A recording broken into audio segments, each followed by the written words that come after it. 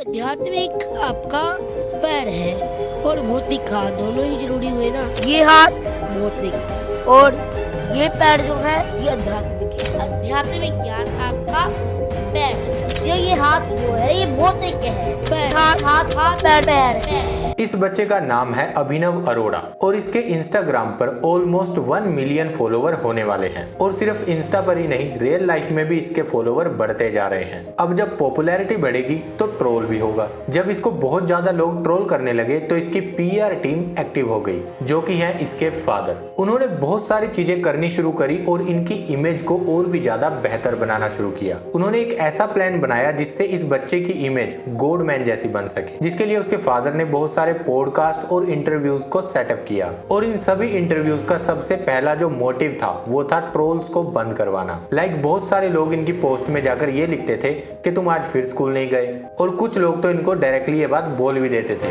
तू आज फिर स्कूल नहीं गया, आज फिर स्कूल नहीं गया। तो इन्होंने हर इंटरव्यू में जाकर इनडायरेक्टली ये बात बोलनी शुरू कर दी कि मेरा दिन स्कूल में बहुत अच्छा जाता है, जिससे लोगों तक ये मैसेज पहुंच सके कि हाँ मैं स्कूल जाता हूँ। विद्यालय में पूरा दिन मेरा अच्छा जाता है। विद्यालय में मेरा पूरा दिन उत्तम जाता है। विद्यालय में हर दिन अच्छे से अच्छा जाता है। विद्यालय में मेरा पूरा दिन उत्तम जाता है। अब ये जो बच्चा है वो एक्चुअल में रट्टू तोता है। इसके साथ साथ इसके फादर ने इसको ये भी बोला है कि हर इंटरव्यू में जाकर ये बोलो कि मुझे हेटर्स से कोई फर्क नहीं पड़ता। और ये सेम बात इसने हर इंटरव्यू में बोली है। फर्क नहीं पड़ता कि जमाना क्या कहता है, मुझे तो ये पता है कि कान्हा मुझे अपना कहता है। मुझे नहीं फर्क पड़ता कि जमाना, मुझे फर्क नहीं पड़ता, मुझे फर्क नहीं पड़ता। देखा आपने किस तरह से एक तरह की कैंपेन चलाई जा रही है इसकी इमेज एक रियल बाबा जैसी बनाने की। अब देखो वो ये बात आराम से भी बोल सकता था, लेकिन उसका एक्सेंट देखिए, मुझे कोई फर्क नहीं पड़ता।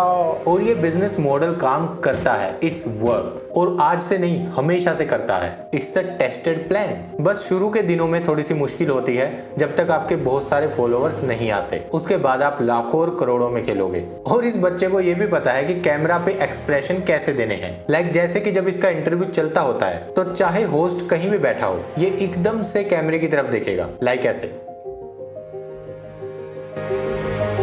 जिस संस्कृति में है और जो कम उम्र में फर्स्ट सेकंड क्लास से लेडीज बच्चों ये अपने आप से ये सब नहीं कर रहा। इसको बोला गया है कि बीच बीच में इस तरह के एक्सप्रेशन देते रहना। ये सारा कैंपेन इसलिए चलाया जा रहा है ताकि उसके भक्तों तक ये मैसेज पहुंचाया जा सके कि तुम अभिनव से नहीं मिल रहे, अभिनव के थ्रू तुम भगवान से मिल रहे हो। तो कोई भ्रम नहीं है कि लोग मेरे साथ फोटो खिंचवा रहे हैं। मैं तो ये सोचता हूँ कि लोग मेरी भक्ति से ठाकुर जी के साथ फोटो खिंचवा रही हैं। जो भी मेरे फॉलोवर हैं वो मेरे फॉलोवर नहीं है, वो तो मेरे ठाकुर जी के फॉलोवर हैं। देखा कितने स्मार्टली ये बच्चा बोल रहा है कि अगर तुम मुझसे मिले तो तुम डायरेक्टली भगवान से मिले। अब जो अभिनव के फादर हैं वो इस बात का भी ख्याल रखते हैं कि इंटरव्यू में किस तरह के क्वेश्चन पूछे जाएंगे। सभी तरह के पॉडकास्ट में और इंटरव्यूज में एक ही तरह के क्वेश्चन पूछे गए हैं। आपका डेली रूटीन कैसा होता है? तो आप मुझे अपना शेड्यूल बताइए। आपका जो डेली रूटीन है, आपकी जो दिनचर्या है, जो आपकी दिनचर्या चलती है, जिसका आंसर वो सभी जगह पर सेम देता है। 3 बजे जग जाता हूँ, 3:30 बजे, 3:30 बजे सुबह 3:30 बजे में 3:30। जैसे कि एक नॉन वेज और वेज का क्वेश्चन उससे पूछा जाता है, जिसका आंसर वो सेम देता है। अपने किसी प्रियजनों की उंगली काट करके खा सकते हैं। आप अपने प्रियजनों की उंगली काट कर, आप अपने प्रियजनों की उंगली काट कर। अब कुछ लोगों को लग रहा होगा कि जब सेम ही जवाब है तो हर जगह सेम ही तो देगा।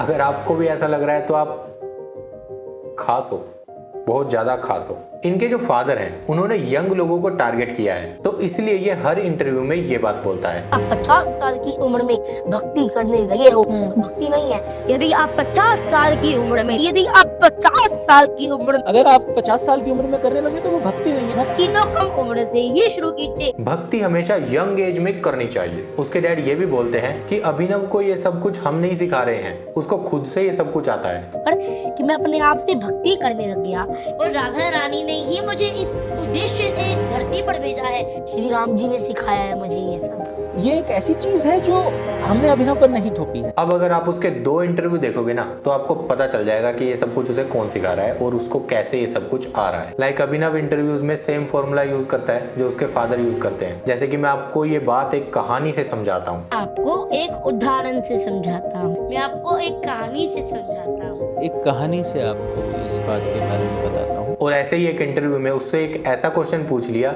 जो उसे रटवाया नहीं गया था। फिर उसके एक्सप्रेशन देखिए। दिमाग में क्या ख्याल आता है?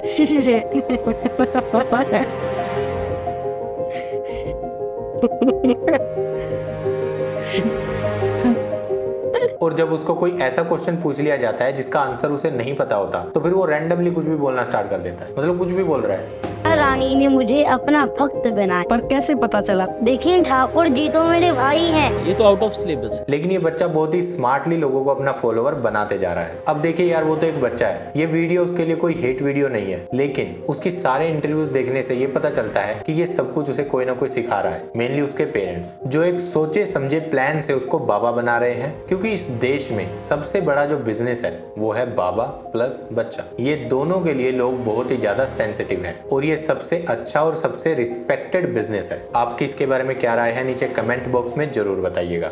Thank you so much, take care.